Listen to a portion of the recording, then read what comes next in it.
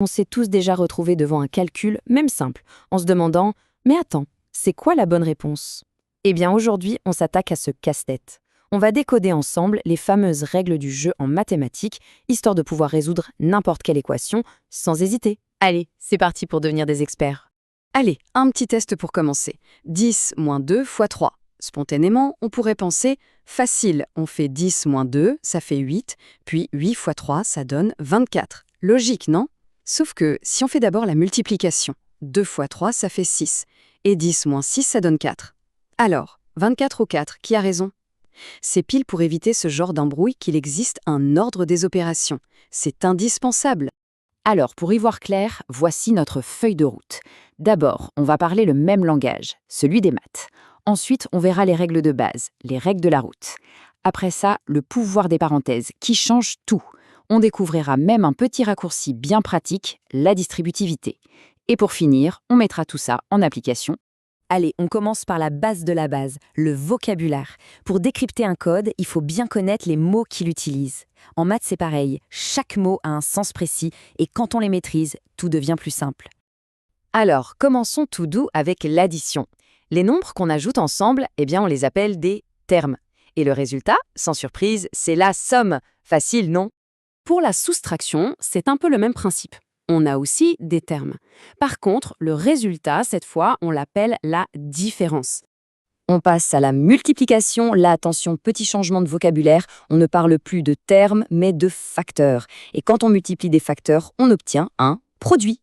Et pour finir cette partie vocabulaire, la division. Là, on a le dividende, c'est le nombre qu'on veut diviser. On a le diviseur, c'est celui qui divise. Et le résultat, c'est le quotient. Voilà, ça y est, on a les bases. Maintenant, on peut passer aux choses sérieuses. Bon, le vocabulaire, c'est fait. Maintenant, on passe à la grammaire, si on veut. C'est-à-dire les règles du jeu, le code de la route, des calculs. On commence avec les expressions sans parenthèse. Alors, première règle, c'est la plus intuitive, la plus naturelle. Quand un calcul ne contient que des additions et des soustractions, ou que des multiplications et des divisions, on ne se pose pas de questions, on fait comme quand on lit, de gauche à droite. Regardez ces deux exemples. Pour le premier, avec des additions et soustractions, on fait 13,6 plus 3,4 et ensuite on soustrait. Simple. Pour le deuxième, que des multiplications et divisions, même chose, on commence par 14,5 fois 2,5 et après on divise. C'est vraiment comme lire une phrase étape par étape. Ok, ça c'était la partie facile. Mais que se passe-t-il si on mélange tout? Par exemple, une multiplication et une addition dans le même calcul. Là, la règle de gauche à droite ne marche plus. Il nous faut autre chose. Pour comprendre, il faut voir les opérations comme une sorte de hiérarchie, un peu comme des chefs et des employés.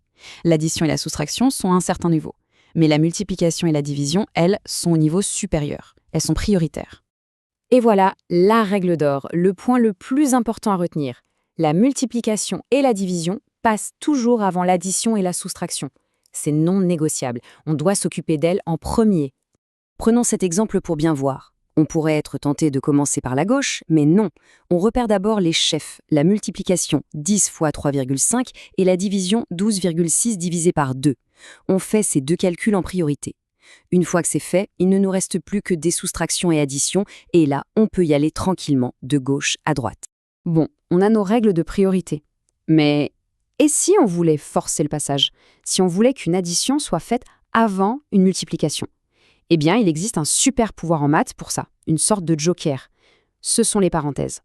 La règle est simple. Les parenthèses sont les reines. Elles ont la priorité sur tout.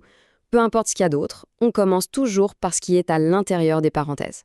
Et s'il y en a plusieurs les unes dans les autres, un peu comme des poupées russes, on commence par la plus petite, celle qui est tout au centre. Regardez cet exemple, c'est parfait pour illustrer. On a des parenthèses à l'intérieur de crochets. On commence donc par le cœur du calcul, la parenthèse la plus intérieure. 10,7 moins 0,4. Une fois que c'est fait, on peut s'occuper de ce qu'il y a dans les crochets. Et c'est seulement quand tout ça est résolu qu'on s'attaque à ce qui est à l'extérieur. De l'intérieur vers l'extérieur, toujours. Ok, on a les règles principales. Mais vous savez, en maths, il y a souvent des astuces, des petits raccourcis bien pratiques. L'un des plus connus, c'est la distributivité. L'idée est super simple. Imaginez que vous avez un nombre à multiplier par une somme entre parenthèses. Au lieu de faire d'abord l'addition, on peut distribuer la multiplication. C'est-à-dire qu'on multiplie le nombre par le premier terme, puis on le multiplie par le deuxième terme, et enfin, on additionne les deux résultats. Et ça marche aussi avec une soustraction, bien sûr. On se retrouve donc avec deux méthodes pour résoudre le même problème. D'un côté, la méthode classique, on calcule d'abord ce qu'il y a dans les parenthèses. De l'autre, la nouvelle méthode, on applique la distributivité. La grande question, c'est est-ce que les deux chemins nous amènent au même endroit? Eh bien oui, regardez, on obtient exactement la même réponse. C'est la preuve que ce raccourci fonctionne parfaitement. Ce n'est pas juste une règle de plus à mémoriser, c'est un véritable outil qui nous donne plus de souplesse pour aborder un calcul. Parfois, c'est même beaucoup plus rapide. Bon, on a vu le vocabulaire, les règles de priorité, les parenthèses et même un raccourci. Maintenant, on va assembler toutes ces pièces du puzzle. On va voir comment tout ça s'applique à un problème un peu plus concret. Alors, le défi est le suivant. Imaginez cette forme. On veut calculer son périmètre, c'est-à-dire la longueur totale de son contour.